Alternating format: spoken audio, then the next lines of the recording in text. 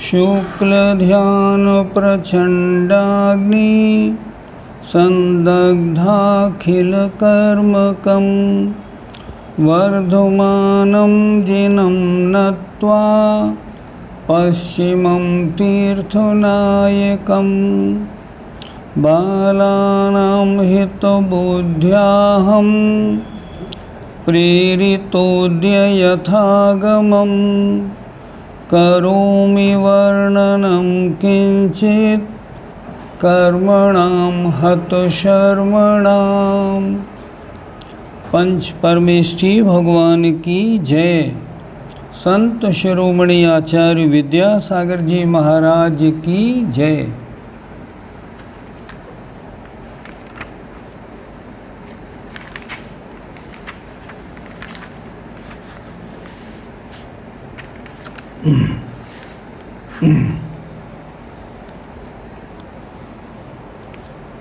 कल जो पढ़ाया था उसके रिवीजन में एक बार प्रश्न नंबर 167 देख लेते हैं। और तो सब इजी है, कोई ख़ास बात नहीं है। प्रश्न नंबर 167 देखिए। कुल बंध योग्य प्रकृतियाँ 120 हैं। 148 में से 2 घटी सम्यक मिथ्यात्व और सम्यक प्रकृति,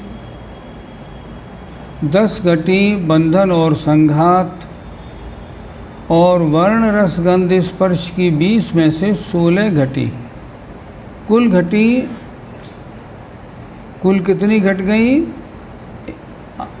28। तो कुल बची अब 120। तो बंध योग प्रकृतियाँ 120।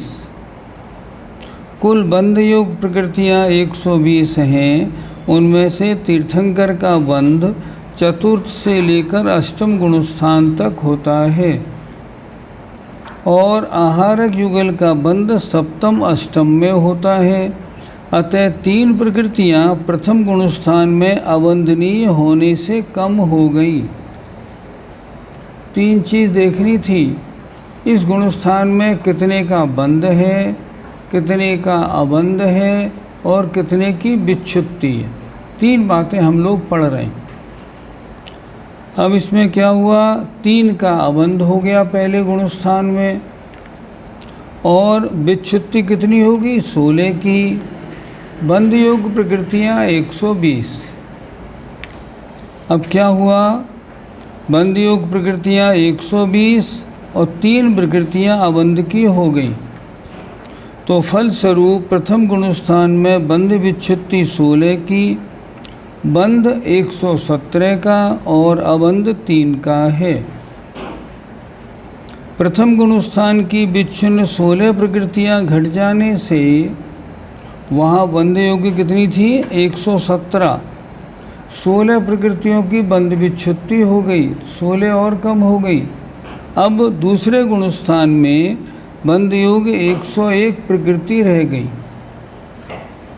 अतः बंध विच्छुत्ति 25 की जो नई हुई, बंध 101 का, और अबंध 16 विच्छुत्ति वाली पहले गुणस्थान की, और 3 वो तीर्थंकर और आहारक युगल, कुल 19 का है। 3 बातें हो गई। विच्छुत्ति 25, बंध 101, अबंध 19 का। बंध और अबंध का टोटल 120 होना चाहिए। आगे आए। द्वितीय गुणस्थान की विच्छिन्न 25 प्रकृतियाँ कम हो जाने से अब 76 बची। 101 में से 25 घटा दी। पर तृतीय गुणस्थान में आयु का बंध नहीं होता, अतः 2 प्रकृतियाँ और कम हो गई। इस तरह तृतीय गुणस्थान में बंध विच्छुत्ति 0 की, बंध 74 का और अबंध 46 का है। चतुर्थ गुणस्थान में मनुष्यायु, देवायु और तीर्थंकर प्रकृति का बंध होने लगता है। अतः बंध 74 और 3 जोड़ा तो 77 हो गए। बंध विच्छुत्ति 10 की चौथे गुणस्थान में, बंध 77 का और अबंध 43 का है। चतुर्थ गुणस्थान की विच्छिन्न 10 प्रकृतियां घट जाने से पंचम गुणस्थान में बंध 67 का, 77 में से 10 घट गई। बंध विच्छुत्ति 4 की और अबंध 53 का है। पंचम गुणस्थान से विच्छिन्न 4 प्रकृतियां घट जाने से छठे गुणस्थान में बंध 63 का, बंध विच्छुत्ति 6 की और अबंध 57 का है। षष्ठ गुणस्थान की विच्छिन्न 6 प्रकृतियां कम करने और आहारक युगल 2 को मिलाने से सप्तम गुणस्थान में बंध 59 का, पहले 63 था उसमें 6 घटाया 57 और 2 ऐड कर दिए आहारक युगल की, ये हो गई 59। बंध विच्छुत्ति 1 की और अबंध 61 का है। सप्तम की विच्छिन्न 1 प्रकृति कम हो जाने से अष्टम गुणस्थान में बंध 58 का, विच्छुत्ति 36 की, अबंध 62 का है। एक बार विषय समझ में आ जाए तो विषय सरल है, ऐसी कोई दिक्कत नहीं है। अष्टम में विच्छिन्न हुई 36 प्रकृतियां कम हो जाने से नवम गुणस्थान में बंध 22 का, 58 में से 36 घटा दी। बंध विच्छुत्ति 5 की और अबंध 98 का है। नवम की विच्छिन्न 5 प्रकृतियां कम हो जाने से दसम गुणस्थान में बंध 17 का, 22 में से 5 और घटा दिए। बंध विच्छुत्ति 16 की और अबंध 103 का है। दसम की विच्छिन्न 16 प्रकृतियां कम हो जाने से 11वें, 12वें, 13वें गुणस्थान में बंध 1 प्रकृति का और अबंध 119 का है। 11वें और 12वें गुणस्थान में बंध विच्छुत्ति 0 है।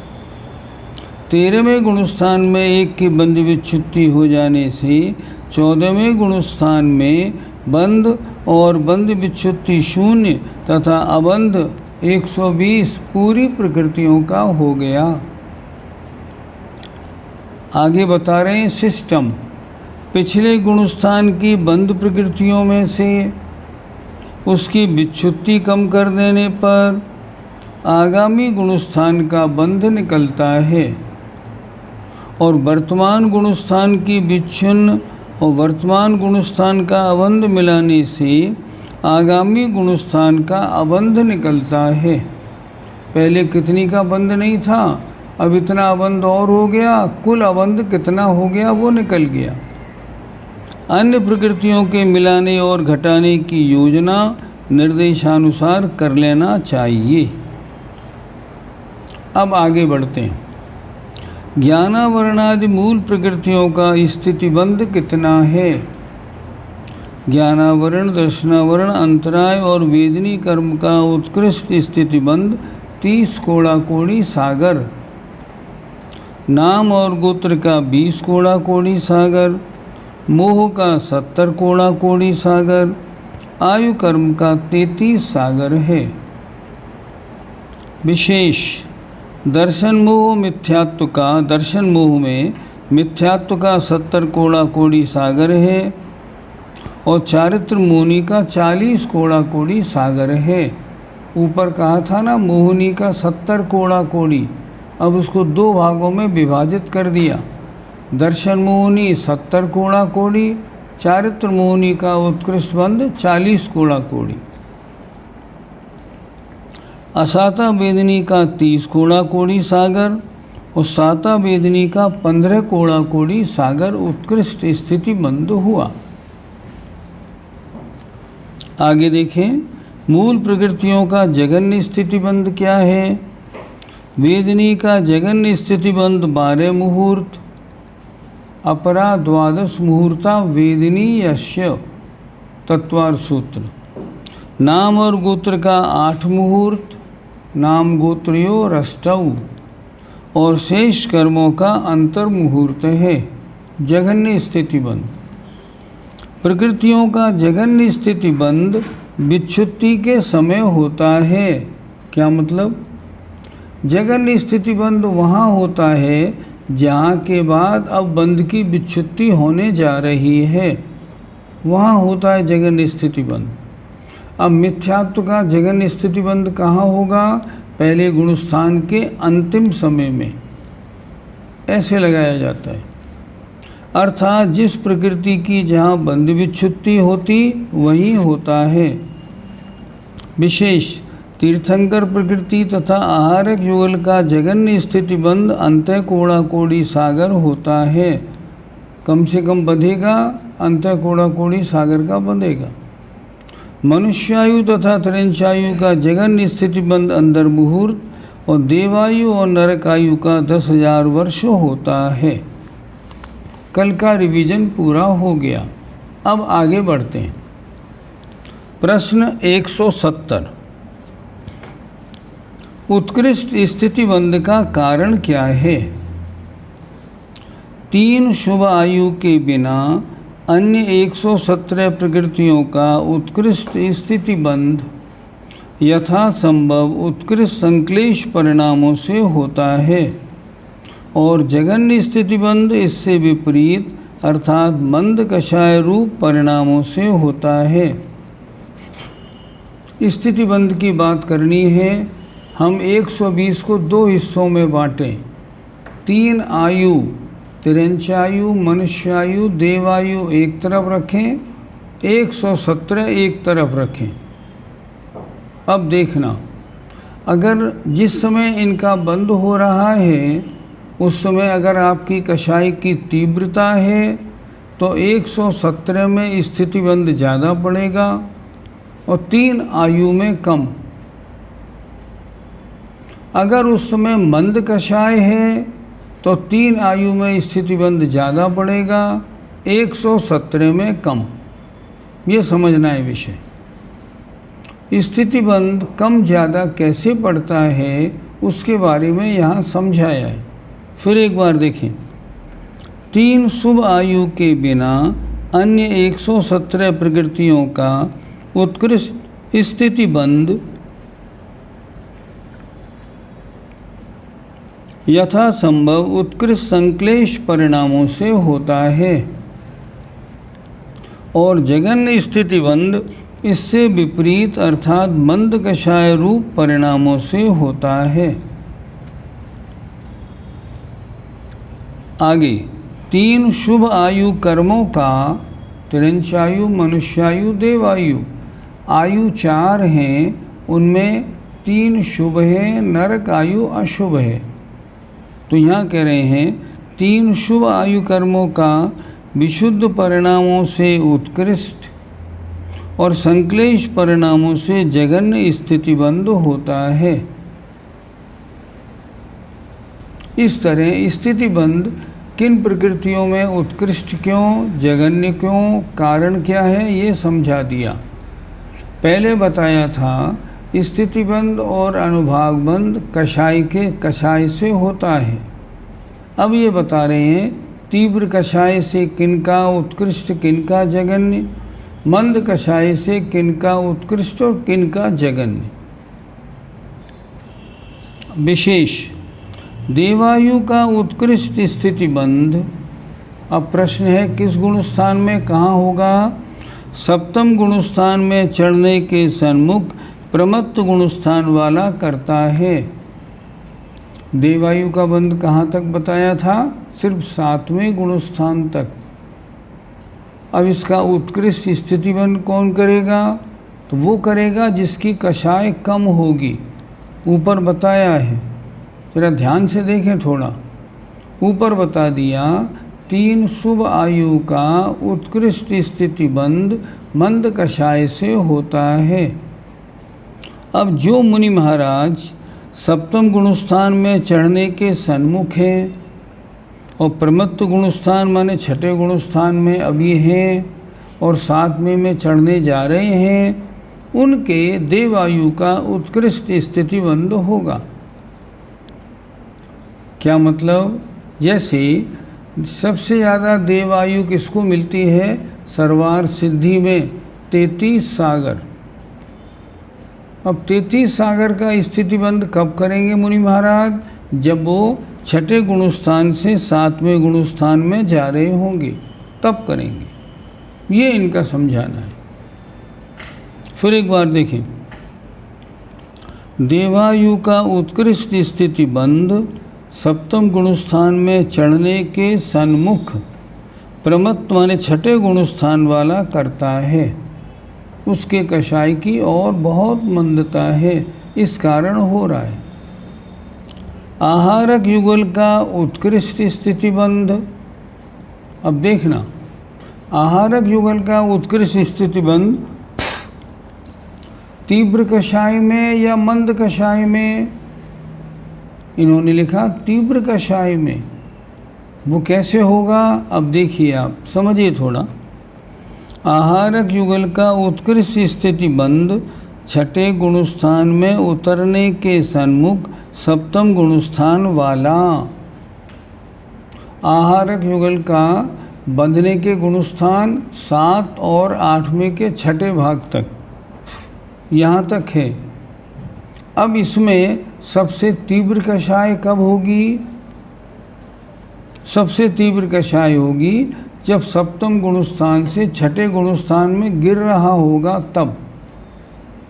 विषय थोड़ा समझना है, जरा सा जटिल है जरा। कोई मुनि महाराज 7वें और 8वें के छठे भाग तक आहारक युगल का बंध करते हैं। अब इनके सबसे तीव्र कषाय कहाँ? 7वें गुणस्थान से जब छठे में गिरेंगे तब। सबसे मंद कषाय कहाँ? 8वें गुणस्थान के छठे भाग के अंतिम समय में। क्यों? गुणस्थान से जितना ऊपर बढ़ेंगे उतनी कषायों की मंदता होती जाएगी। समझिए, नहीं तो बात बनेगी नहीं। अच्छी तरह समझिए क्या लिखा। आहारक युगल का उत्कृष्ट स्थिति बंध छठे गुणस्थान में उतरने के सन्मुख 7वें गुणस्थान वाला करता है। जब 7वें गुणस्थान में नीचे गिरेंगे तब। अच्छा, 8वें गुणस्थान के छठे भाग में क्या होगा? जघन्य स्थिति बंध होगा आहारक युगल का, और उत्कृष्ट स्थिति बंध होगा जब 7वें से छठे में गिर रहे होंगे तब। ये विषय समझना है थोड़ा। आगे बढ़ें। अब देखो, तीर्थंकर प्रकृति का उत्कृष्ट स्थिति बंध नरक जाने के सन्मुख चतुर्थ गुणस्थान वर्ती अविरत सम्यक दृष्टि करता है। क्या कह रहे हैं? तीर्थंकर प्रकृति का बंध कहाँ से कहाँ तक? 4 से 8वें के छठे भाग तक। तो तीर्थंकर प्रकृति का उत्कृष्ट स्थिति बंध चौथे गुणस्थान से नीचे गिरने वाले के होगा। क्यों? उसके लिए तीव्र कषाय चाहिए।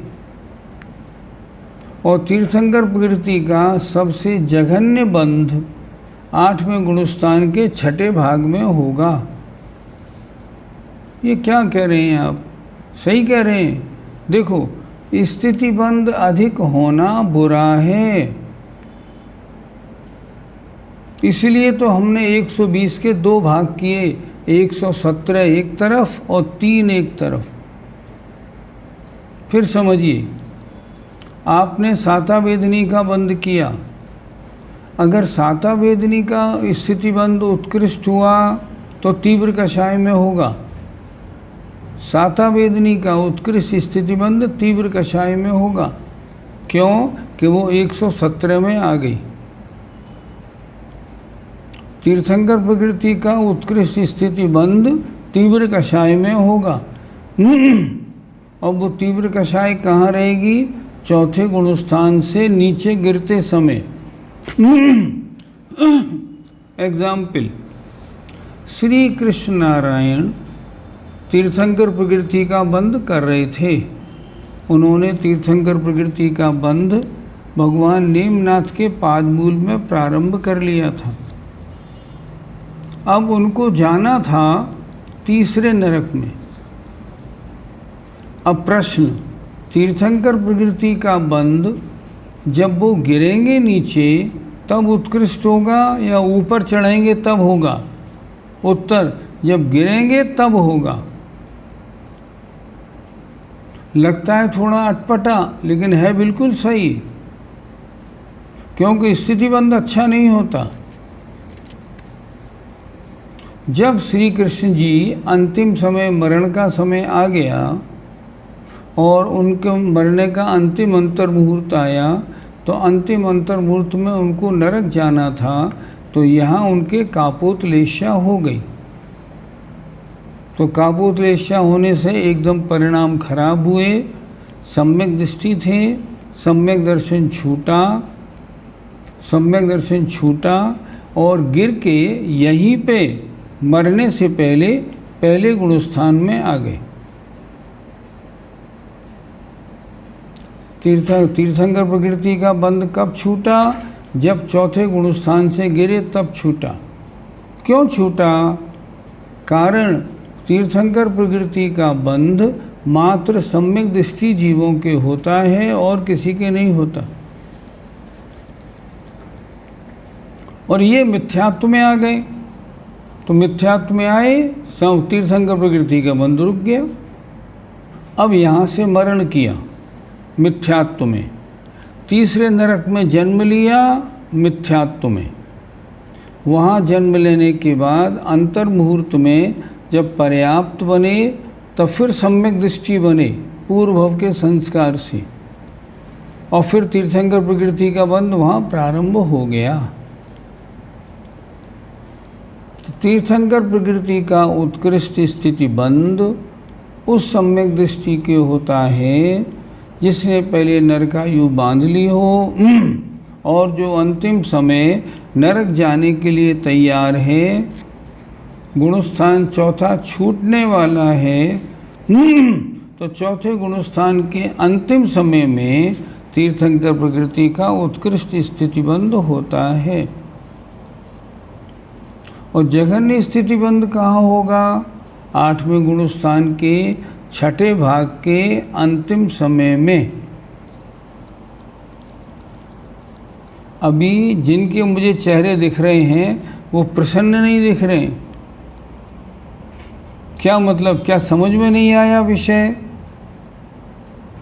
नैलेश जी दोषी, विषय समझ में आया? नहीं आया? आया? हाँ ठीक, अच्छी तरह से आगे बढ़े। तीर्थंकर प्रकृति का उत्कृष्ट स्थिति बंध नरक जाने के लिए सन्मुख चतुर्थ गुणस्थानवर्ती अवरत सम्यक दृष्टि करता है। जब वो चौथे से पहले गुणस्थान में गिरता है तो चौथे के अंतिम समय में करता है। तीर्थंकर, आहारद्विक और देवायु, इन चार प्रकृतियों के सिवाय अन्य 116 प्रकृतियों का उत्कृष्ट स्थितिबंध मिथ्या दृष्टि जीव ही करता है। चार प्रकृतियों का उत्कृष्ट स्थितिबंध सम्यक दृष्टि करेगा, बाकी 116 का मिथ्या दृष्टि करता है। ठीक हो गया? आगे बढ़े, चलिए। 171 आबाधा किसे कहते हैं? देखें, कर्मरूप होकर आया हुआ द्रव्य जब तक उदय या उदीर्ण रूप ना हो तब तक के काल को आबाधा कहते हैं। एग्जाम्पल, आपने कहीं सर्विस के लिए इंटरव्यू दिया, उसने कहा हमको एक मैनेजर चाहिए, आपने इंटरव्यू दिया, 25 तारीख को आपका इंटरव्यू हुआ और उन्होंने कहा आप सेलेक्ट हो गए, आपको नौकरी दी जाती है, आप 1 तारीख से ज्वाइन करें। तो 25 तारीख से 1 तारीख तक आबाधा काल रहा। नौकरी तो मिल गई, लेकिन इतना आबादा काल, कब से नौकरी शुरू होगी? 5 दिन बाद। उसी तरह कर्म बंधा, बंधने के बाद जब तक उदय में आने के योग्य नहीं, उस काल को कहते हैं आबाधा काल। कर्म बंध तो गया है, अभी उदय आने के योग्य नहीं है, इसलिए उसका नाम आबाधा काल। फिर देखिए, कर्म रूप होकर आया हुआ द्रव्य जब तक उदय या उदीर्णा रूप ना हो, जब तक उदय आने योग्य नहीं हो रहा है, तब तक के काल को आबाधा कहते हैं। कर्म बंध तो गया, लेकिन जब तक उदय में आने योग्य नहीं है, उस काल को कहेंगे आबाधा काल। आगे प्रश्न 172, किस कर्म की कितनी आबाधा होती है? उत्तर, आबाधा का विचार उदय और उदीर्णा के भेद से 2 प्रकार का होता है। प्रश्न, ये उदीर्णा क्या होती है? उदय का मतलब है अपने टर्न के अनुसार उदय में आना, और उदीर्णा का मतलब होता है अभी अपना टर्न नहीं था, उससे पहले ही उदय में आ जाना, उसका नाम उदीर्णा। समय से कर्म उदय में आया तो उदय कहलाएगा, और अभी समय नहीं था लेकिन फिर भी उदय में आ गया तो उदीर्णा कहलाती है। क्या कह रहे हैं? देखो, आबाधा का विचार करना है तो उदय और उदीर्णा के भेद से 2 प्रकार का होता है। उदय की अपेक्षा आयु कर्म को छोड़कर शेष 7 कर्मों की आबाधा एक कोड़ा कोड़ी सागर की स्थिति पर 100 वर्ष की होती है। अर्थात आयु कर्म को छोड़ दो, अब जो शेष 7 कर्म बचे, उन 7 कर्मों की स्थिति अगर एक कोड़ा कोड़ी सागर बांधी है तो उनकी आबादा 100 वर्ष की होगी। आपने आज कर्म बांध लिया एक कोड़ा कोड़ी सागर का, उदय में कब आएगा? 100 वर्ष बाद। अभी उदय में नहीं आएगा। क्यों नहीं आएगा? अभी 100 वर्ष उसकी आबादा है, इसलिए उदय में नहीं आएगा। आगे देखें, इसी अनुपात से सब स्थितियों की आबादा समझनी चाहिए। अगर किसी के आधा कोड़ा कोड़ी सागर है तो आबादा 50 वर्ष, अगर किसी का चौथाई कोड़ा कोड़ी सागर है तो आबादा 25 वर्ष, ऐसे लगानी चाहिए। बंध तो गया, अभी उदय में नहीं आएगा। अब इसी जैसे जिस कर्म की उत्कृष्ट स्थिति 70 कोड़ा कोड़ी सागर की बंधी है, दर्शन मोहिनी की, उसकी आबादा 7000 वर्ष की होगी। 70 में 100 का गुणा कर दिया, 7000 वर्ष हो गया। अर्थात इतने समय तक वे कर्म परमाणु उदय में नहीं आएंगे। समझ में आ गया? कर्म बंध तो गए, लेकिन बंधने के बाद भी अभी जब तक आबादा काल है तब तक उदय में नहीं आएंगे, उसके बाद फिर उदय में आएंगे। फिर कब तक उदय में आएंगे? एक कोड़ा कोड़ी सागर तक पूरा। एक कोड़ा कोड़ी सागर स्थिति आपने बांधी है तो एक कोड़ा कोड़ी सागर वाले कर्म 100 वर्ष की आबाधा, तो 100 वर्ष कम एक कोड़ा कोड़ी सागर तक बराबर प्रति समय उदय में आएंगे। ये समझना है। विशेष, जिन कर्मों की स्थिति अंतः कोड़ा कोड़ी प्रमाण बंधी है, उनकी आबाधा अंतर्मुहूर्त की होती है। अंतः कोड़ा कोड़ी किसे कहते हैं? कॉपी में चाहे तो लिख लीजिए, एक कोड़ा कोड़ी सागर से कम और 1 करोड़ सागर से ज़्यादा,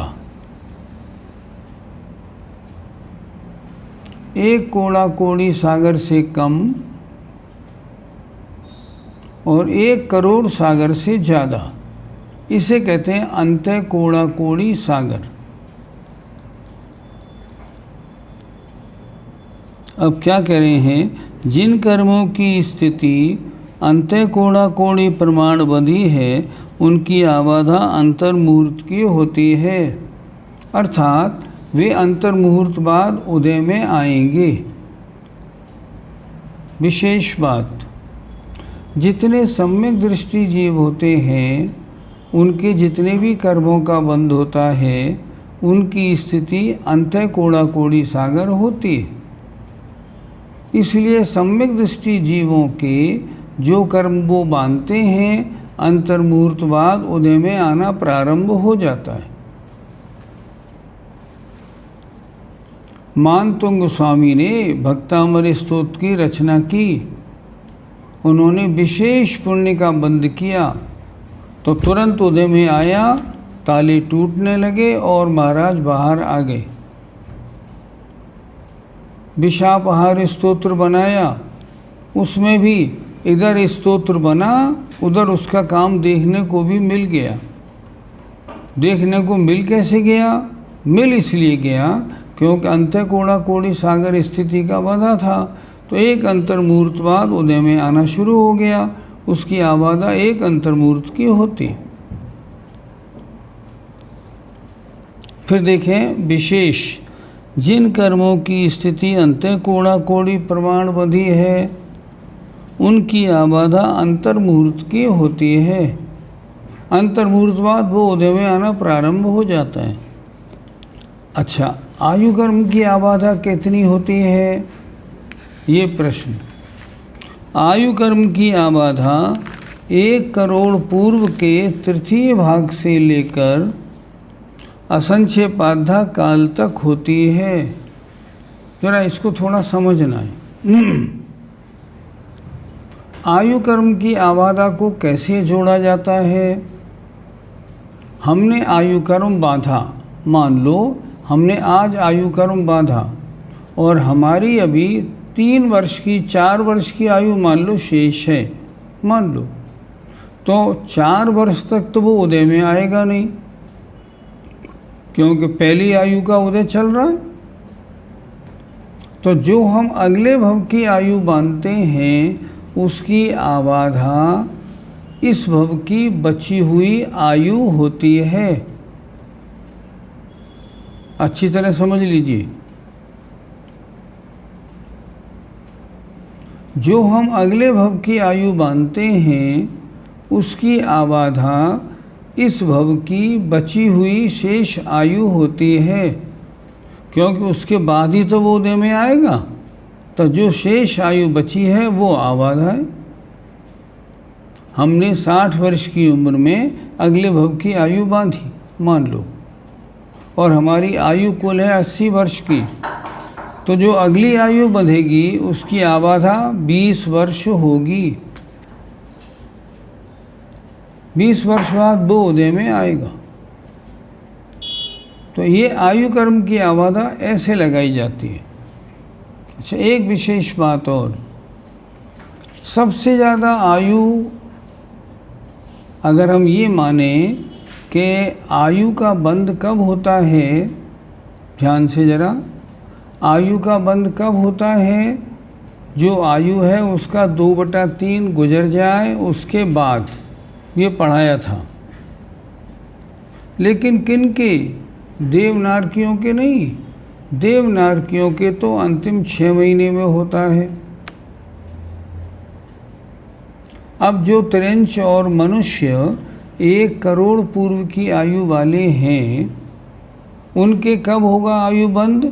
जब 1 करोड़ पूर्व का 2/3 आयु भोग लेंगे उसके बाद। तो उनकी आबादा कितनी पड़ेगी? 1/3 करोड़ पूर्व। थोड़ा समझें अच्छी तरह।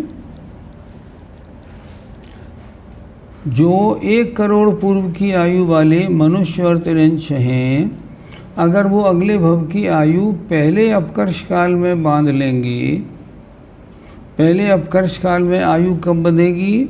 जब 2/3 करोड़ पूर्व आयु गुजर जाएगी, 1/3 करोड़ पूर्व आयु बचेगी। और उस समय अगर उन्होंने आयु बंध अगले भव का किया तो वो आयु की आबाधा शेष बची हुई आयु अर्थात 1/3 करोड़ पूर्व होगी।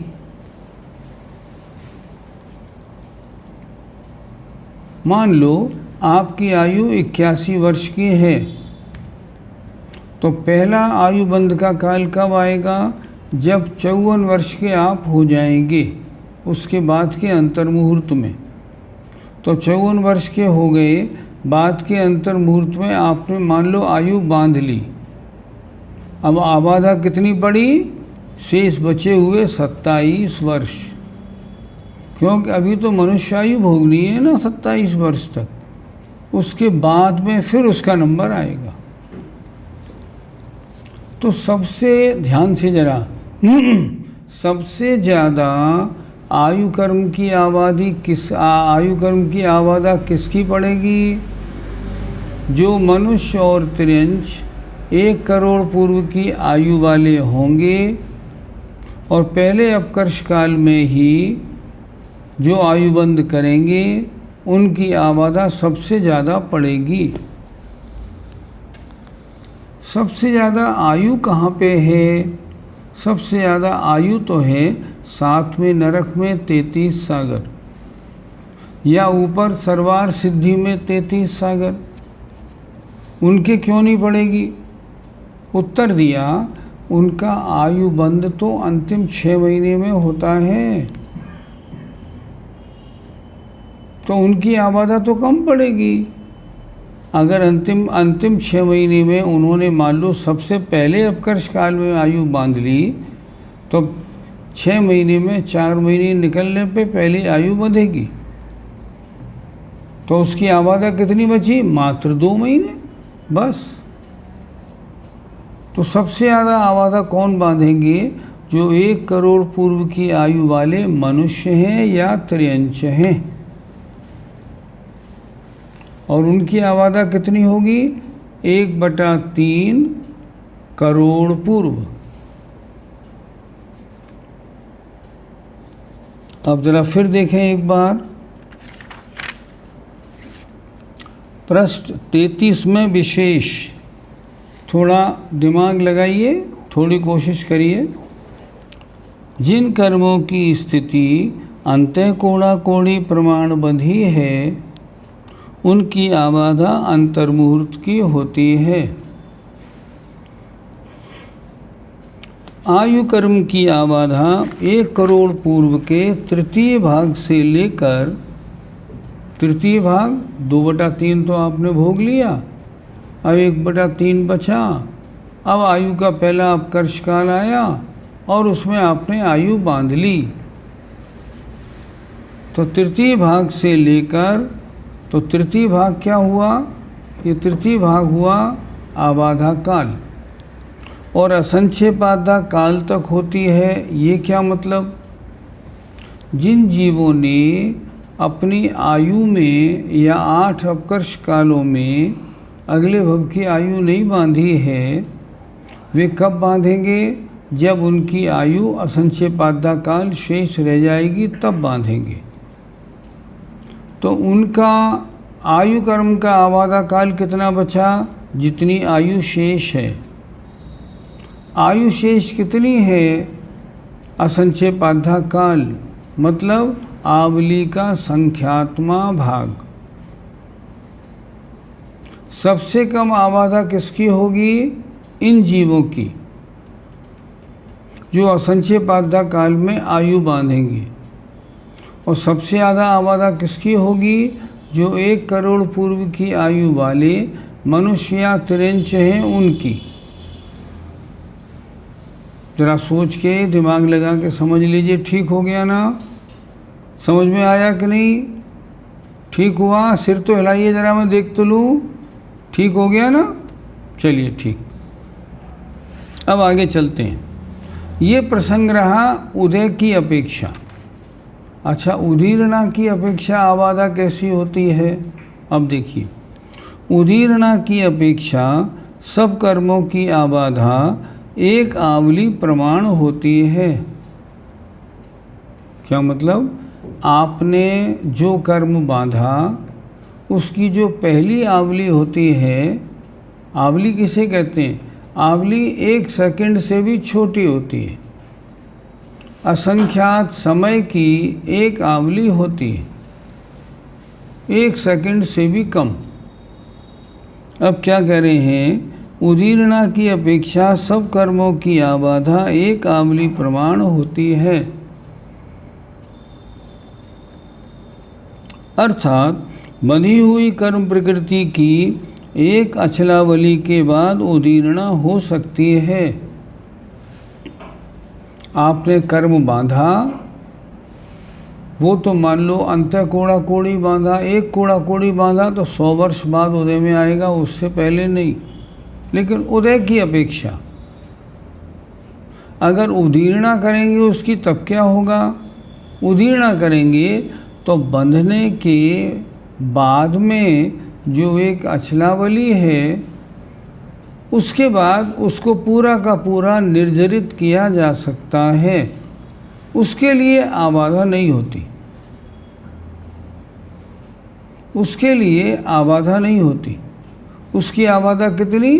बस एक आवली, अचलावली ओनली। इन्होंने क्या लिखा? उदीर्णा की अपेक्षा सब कर्मों की आबाधा एक आवली प्रमाण होती है। अर्थात बंधी हुई कर्म प्रकृति को एक अचलावली के बाद उसकी उदीर्णा हो सकती है। उसको आप तप के द्वारा निर्जरित कर सकते हैं।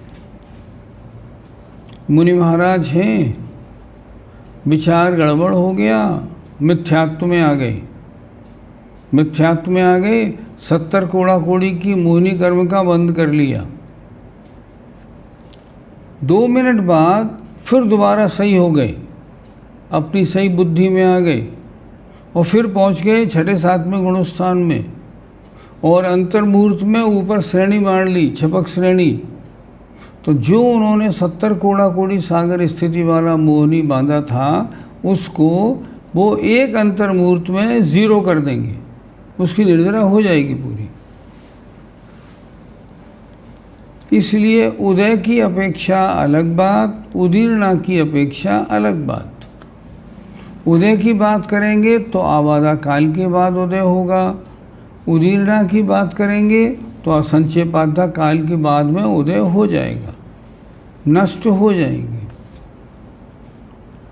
फिर देखिए, अर्थात बंधी हुई कर्म प्रकृति की एक अचलावली के बाद उदीर्णा हो सकती है। आयु कर्म की उदीर्णा में यह ध्यान रखना चाहिए कि प्रभव संबंधी आयु की उदीर्णा नहीं होती,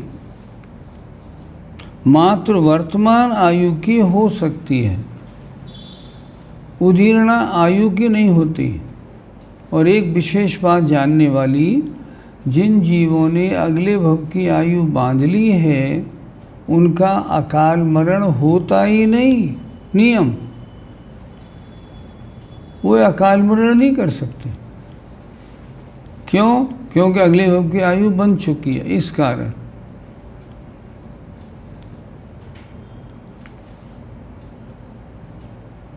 समय आपका हो गया, फिर भी एक प्रश्न और करता हूँ, क्योंकि आज कुछ हुआ ही नहीं। प्रश्न 173, बद्ध कर्म उदय में किस प्रकार आते हैं? जो कर्म आपने बांधे हैं, ये उदय में कैसे आते हैं? उत्तर, जिस कर्म की जितनी स्थिति बंधी है, उसमें से आबाधा काल को घटा देने पर जो काल शेष रहता है, उसमें कर्म परमाणु निषेक रचना के अनुसार फल देते हुए निर्जीर्ण होते जाते हैं, माने खिरते जाते हैं। आपने एक कोड़ा कोड़ी सागर स्थिति का कर्म बांधा, 100 वर्ष उसकी आबादा हो गई। अब 100 वर्ष कम 1 कोड़ा कोड़ी सागर तक वो कर्म आपकी आत्मा से जुड़ा रहेगा। अब जितने आपने कर्म बांधा है और उसका टाइम हुआ 1 कोड़ा कोड़ी सागर माइनस 100 वर्ष, तो 1 कोड़ा कोड़ी सागर माइनस 100 वर्ष में जितने समय होंगे असंख्यात आपके बांधे हुए कर्म के उतने पुंज बन जाएंगे और एक एक समय में एक एक पुंज उदय में आएगा। ये नियम है। इसीलिए ये कहते हैं कि वर्तमान में हमारे प्रति समय असंख्यात भवों में बांधे हुए कर्मों का एक साथ उदय आ रहा है। ये कहते हैं आपके जो कर्म उदय में आ रहे हैं इस भव के बांधे हैं या अगले भव के, उत्तर असंख्यात भवों के बांधे हुए कर्म एक साथ उदय में आते हैं। तो फल कैसे होता होगा? फल ऐसे होगा, उनका टोटल कर लीजिए। जैसे मान लो 80 नंबर की साता वेदनी और 20 आई असाता वेदनी, तो जोर किसका रहा? साता वेदनी का। आपका साता वेदनी रूप फल होगा। और अगर साता वेदनी के 20 और असाता के 80 तो आपको असाता रूप फल मिलेगा। और साता का 1 और असाता के 99 तो असाता का महान फल मिलेगा। ऐसे फल मिलता है। जितने कर्म बंधे उसके 1 कोड़ा कोड़ी सागर माइनस 100 वर्ष में जितने समय हैं उतने पुंज बन जाएंगे। उन पुंजों को हम कहते हैं निषेक। एक समय में उदय में आने वाली कार्बन वर्गणाओं के समूह को निषेक कहते हैं। देखिए, जिस कर्म की जितनी स्थिति बनी है उसमें से आवादा काल को घटा देने पर जो काल शेष रहता है उसमें कर्म परमाणु निषेक रचना के अनुसार फल देते हुए निर्जीर्ण होते जाते हैं, माने खिरते जाते हैं। क्रम से लाइन बन गई पूरी। अब उनमें आगे से एक एक निषेक झड़ता जा रहा है। आवादा व्यतीत होने पर प्रथम निषेक में अब प्रश्न दूसरा आ गया। 1 कोड़ा कोड़ी सागर स्थिति का कर्म बांधा था, उसकी आवादा 100 वर्ष की थी। अब 100 वर्ष बाद से उसका उदय में आना शुरू होगा। और फिर वो कब तक उदय में आएगा? 1 कोड़ा कोड़ी सागर तक। अब प्रश्न, 100 वर्ष बाद जब उसका उदय में आना शुरू हुआ तो कितने परमाणु उदय में आएंगे और लास्ट में कितने परमाणु उदय में आएंगे? अभी ज़्यादा आएंगे बाद में कम, या अभी कम आएंगे बाद में ज़्यादा? ये बताइए। समझ में आई बात? क्या लिख रहे हैं फिर देखिए। जिस कर्म की जितनी स्थिति बंधी है उसमें से आवादा काल को घटा देने पर जो काल शेष रहता है उसमें कर्म परमाणु निषेक रचना के अनुसार फल देते हुए निर्जीर्ण होते जाते हैं, खिरते जाते हैं। बंधे हुए कर्म एक एक करके टर्न बाई टर्न उदय में आते जाते हैं। आवादा व्यतीत होने पर प्रथम निषेक में बहुत कर्म परमाणु खिरते हैं, पश्चात आगे आगे के निषेकों में कम होते जाते हैं। यहाँ इन्होंने क्या बताया? आवादा व्यतीत होने पर कर्म का उदय आया, तो सबसे पहले कर्म कम आएंगे या ज़्यादा? इन्होंने बोला बहुत ज़्यादा आएंगे, और आगे फिर पीछे कम कम कम कम कम कम होते जाएंगे। अंतिम समय में 1 कोड़ा कोड़ी सागर के अंतिम समय में बहुत थोड़े से कर्म रह जाएंगे, ये समझना है। क्या लिखा? आबादा व्यतीत होने पर प्रथम निषेक में बहुत कर्म परमाणु खिरते हैं, पश्चात आगे आगे के निषेकों में कम होते जाते हैं।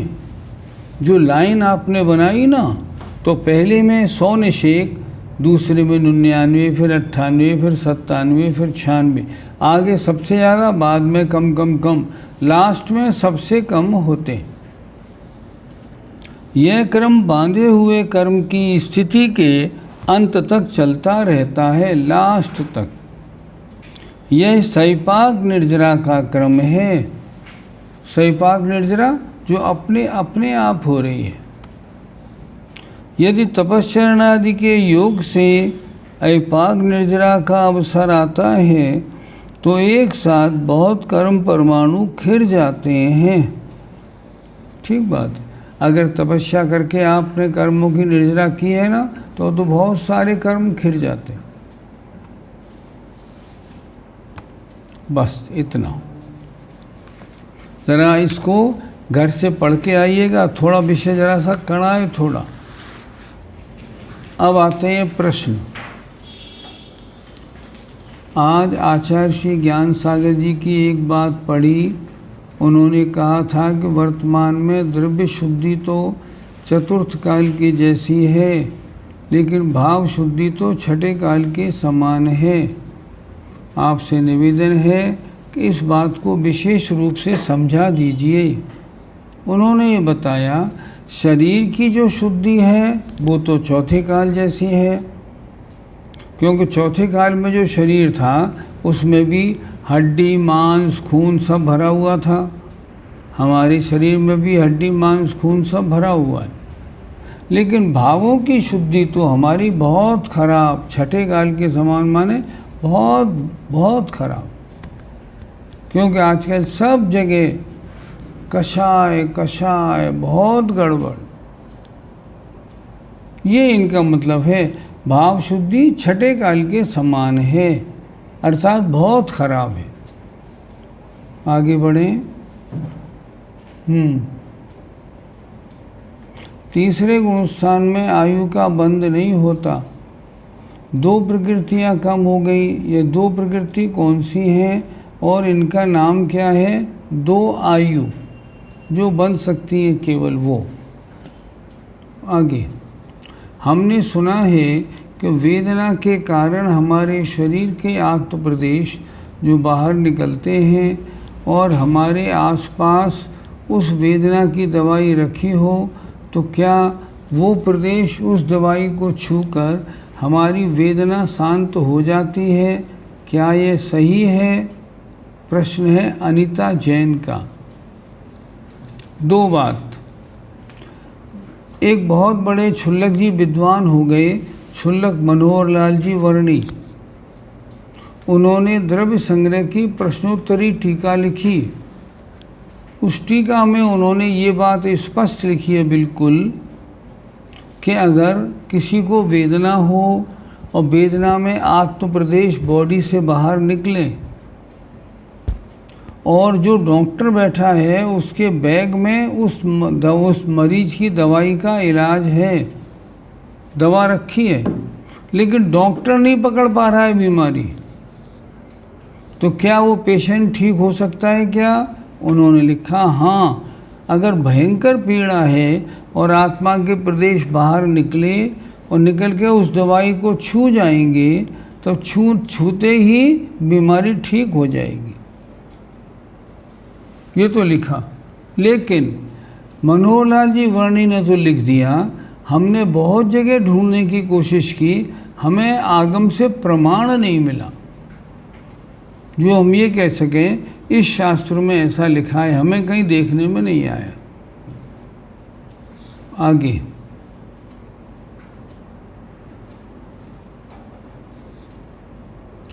अबंध और बंध विच्छुत्ति में क्या अंतर है? दोनों में बंध नहीं होता है। नहीं, बंध विच्छुत्ति का मतलब बंद हो रहा है, आगे नहीं होगा। अबंध का मतलब बंध योग्य नहीं है। पहले गुणस्थान में अबंध प्रकृति 3, आहारक 2 और एक तीर्थंकर, इन तीनों का पहले में बंध ही नहीं है।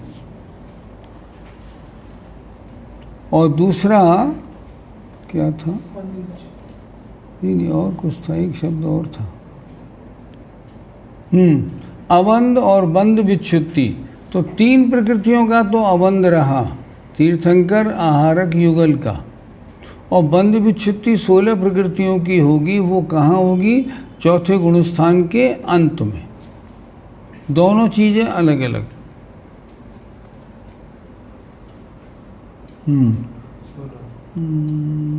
16 स्वर्ग के सौधर्म इंद्र एक होता है या अलग अलग?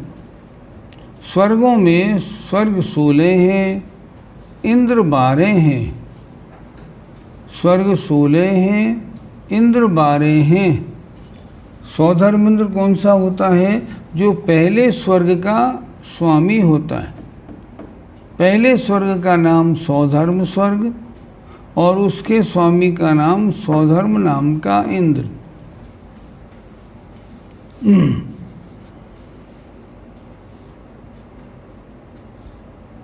क्या आहारक को तेजस पुतला दिखाई देता है? हमें नहीं, लेकिन अवधि ज्ञानी मुनि महाराजों को दिखाई पड़ता है, आपत्ति नहीं। विग्रह गति में जीव कौन से आसन से जाता है? मरण तो लेटे हुआ होता है, अर्थात सारे जीवों का मरण अधिकांश लेटे हुए होता है। तो उस जीव की जो आत्मा है वो रास्ते में कैसे जाती है? विग्रह गति में जिस आसन में, जिस साइज में जैसे बैठी थी, उसी रूप आत्मा के प्रदेश अगली गति को जाएंगे। ऐसा होता है, उसके प्रदेश उसी रूप में जाएंगे। आजकल लोग आरओ या मोटर का ताज़ा पानी छानकर पीते हैं। क्या इन दोनों पानी में भी जल का एक जीव होते हैं? यदि हाँ, तो इन जीवों की जीवानी कैसे और कहाँ करें? नहीं, इनकी नहीं हो पाएगी जीवानी। कुएं का पानी महाराजों ने क्यों रखा? क्योंकि कुएं के पानी की जीवानी कुएं में हो जाती है। नदी का पानी पी सकते हैं महाराज? हाँ, पी सकते हैं, कोई आपत्ति नहीं, इसमें कोई दिक्कत नहीं। आजकल लोग आरओ या मोटर का ताज़ा पानी छानकर पीते हैं। क्या इन दोनों पानी में भी जल का एक जीव होते हैं? सब में होते हैं। यदि हाँ, तो इन जीवों की जीवानी कैसे और कहाँ करें? नहीं हो सकती। इसीलिए तो मुनि महाराज नियम लेते हैं कि हम सिर्फ कुएं का पानी लेंगे या जो बड़े बड़े वाटर टैंक बने होते हैं उनका पानी लेंगे, ताकि उनकी जीवानी प्रॉपरली हो गई हो। बंधापसरण क्या होता है? बंधापसरण का मतलब होता है बंध का रुक जाना, बंधापसरण है। बंध का रुक जाना बंधापसरण है। ये बंधापसरण कहाँ होता है? जब कोई मिथ्या दृष्टि सम्यक की ओर बढ़ता है तो 5 लब्धियों में जब चौथी लब्धि आती है तब होता है, और कभी नहीं होता।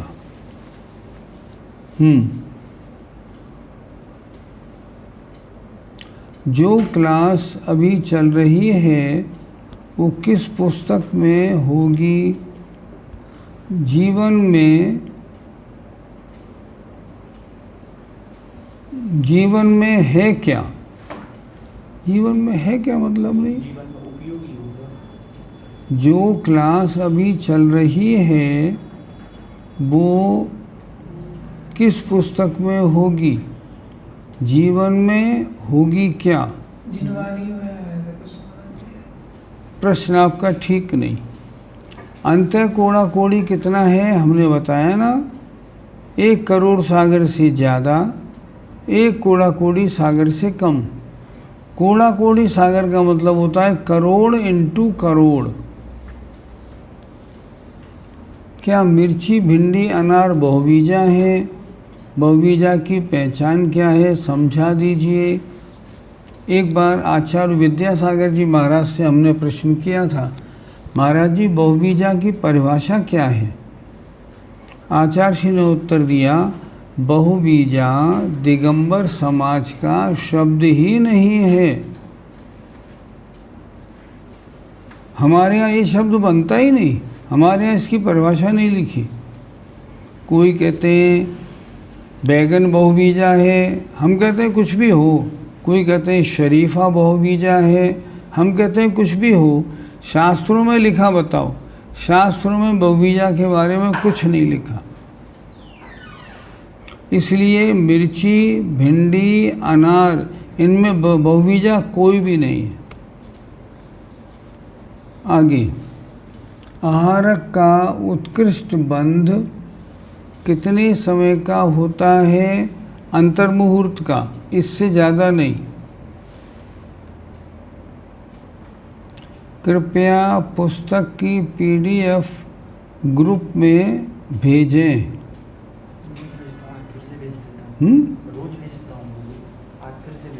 हमारे संजीव भैया बैठे हैं, वो कह रहे हैं मैं रोज़ भेजता हूँ, आज फिर भेजता हूँ।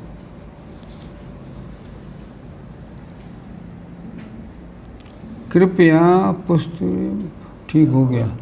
क्या अवंध का अर्थ संबर है? नहीं नहीं, अवंध का मतलब ये प्रकृतियाँ बंध योग्य नहीं हैं, वो अवंध।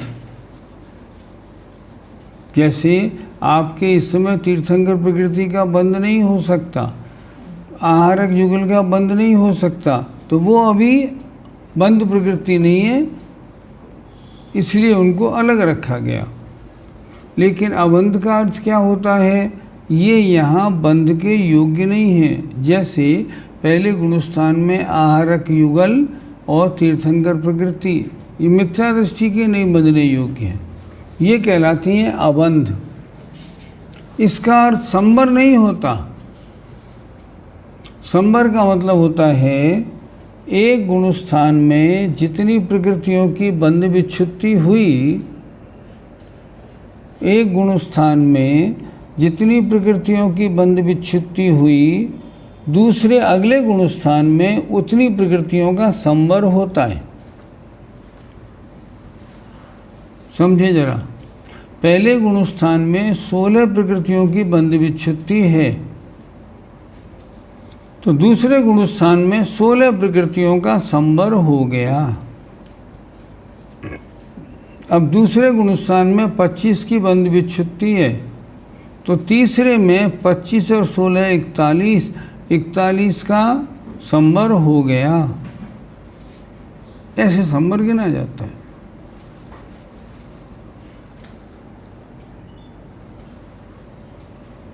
एक 120 प्रकृति बंध योग्य, तो सत्ता में दो तो उदय में 122 की जगह 148 कैसे? इसके बारे में हमने आज भी बताया था। 148 प्रकृतियों में 10 प्रकृतियां तो बंधन संघात की हैं, वो तो शरीर के अनुसार होती हैं, इसलिए उनको अलग क्या बताना। 2 प्रकृतियां बंध योग्य है ही नहीं, सम्यक मिथ्या सम्यक प्रकृति। और तीसरी बात जो इसमें आपने कहा ना, 120 प्रकृति बंध योग्य, तो सत्ता में 2 तो उदय में 122 की जगह 148 कैसे हो गई? 148 हो गई ऐसे। 148 में से हमने वर्ण रस गंध की 16 घटा दी, 2 घटाई सम्यक मिथ्यात् सम्यक प्रकृति, 5 बंधन 5 संघात। इस तरह हमने 28 घटाई तो 120 बच गई। सारा जितना कैलकुलेशन है वो 120 के अनुसार है, 148 के अनुसार नहीं। विग्रह गति में जीव के प्रदेश पूर्व पर्याय रूप होते हैं या अगली पर्याय रूप? पूर्व पर्याय रूप होते हैं। मुनिराज मोक्ष की अभिलाषा रखते हैं कि नहीं? अभिलाष के बाद खते लिखा है। मुनिराज मोक्ष की अभिलाषा रखते हैं कि नहीं? क्यों नहीं रखते? एक बार हमने सुधासागर महाराज से पूछा, महाराज जी आपने दीक्षा क्यों ली? उन्होंने स्पष्ट बताया, देखो मोक्ष प्राप्त करने का अपना लक्ष्य है, तो इस भव में तो मोक्ष मिलेगा नहीं, तो अब इस भव में तो जितना करा हमने उतना तो अभी कर लिया, और फिर अगले भव में जब बनेंगे एक भव छोड़ के जब बनेंगे अपना सारा काम पूरा कर लेंगे।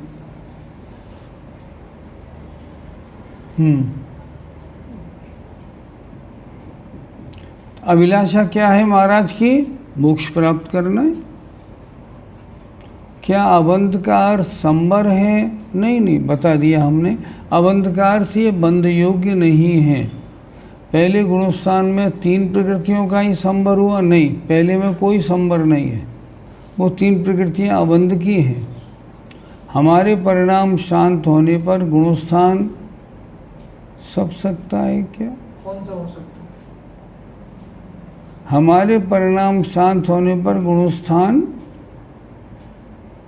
क्या हो सकता है? मालूम नहीं। आपका प्रश्न ठीक नहीं लिखा आपने। चतुर्थ गुणस्थान में मनुष्य एवं देव आयु क्यों जोड़ी बंध में? ये दोनों तो पहले गुणस्थान में ही भी बनती हैं। नहीं, इसलिए जोड़ी क्योंकि नीचे मनुष्य एवं देव आयु ये दोनों जोड़ी क्योंकि चौथे गुणस्थान में इनका बंध होता है, इस कारण जोड़ी। 167 प्रश्न का उत्तर टेबल फॉर्म मिल जाता तो सुविधा होती याद रखने में। 167 प्रश्न का उत्तर, हाँ कल हमने टेबल से बताया तो था पूरा कि कितने का बंद कितने का क्या, हमने कल बताया था। इस टेबल को आप पृष्ठ 63 से टेबल से मिला लो। कल हमने सब बताया था कि पहले गुणस्थान में 117 का बंध है, 3 का बंध है, 16 की बंध विच्छुत्ति है। कल सब बताया था।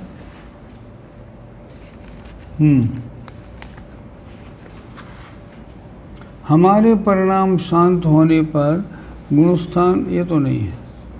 हाँ, मिथ्यात्व में 3 अबंध प्रकृति को पुनः समझा दें। 3 अबंध प्रकृतियाँ आहारक आंगोपांग और तीर्थंकर प्रकृति, इन तीनों का बंध सम्यक दृष्टि ही करता है, इसलिए पहले गुणस्थान में इनका बंध नहीं होता। हमारे गुणस्थान भी हर समय बदलते हैं? नहीं, अभी तो हमारा गुणस्थान पहला ही रहता है। बुरा तो नहीं लग रहा है? हमने बोला अभी तो हमारा गुणस्थान पहला ही रहता है। बुरा तो नहीं लगा किसी को? लगा? एक बार की बात हमें याद आ गई, आपको सुना देते हैं एक उदाहरण। अच्छा, सर सेठ हुकुमचंद जी इंदौर में थे, नाम आपने सुना होगा। उनके यहाँ उन्होंने जब आयु का अंतिम समय आया तो 1 2 साल 3 साल पहले सब व्यापार छोड़ दिया था और अलग 2 3 4 कमरों में वो रहते थे। सब सन्यासी हो गए थे, धोती दुपट्टा पहनते थे, दिन भर स्वाध्याय करते, सामायिक करते और रहते थे। एक बार शास्त्र जी में एक प्रसंग पढ़ने को आया और उसमें ये लिखा था कि वर्तमान पंचम काल में 3 या 4 सम्यक दृष्टि हैं, 5 और 6 नहीं। सेठ साहब सुन रहे थे। उन्होंने पंडित जी से बोला, 3 बड़े बड़े पंडित थे अपनी दिगंबर जैन समाज के, पंडित जी दोबारा बताओ, समझ में नहीं आया। तो पंडित जी फिर बोले,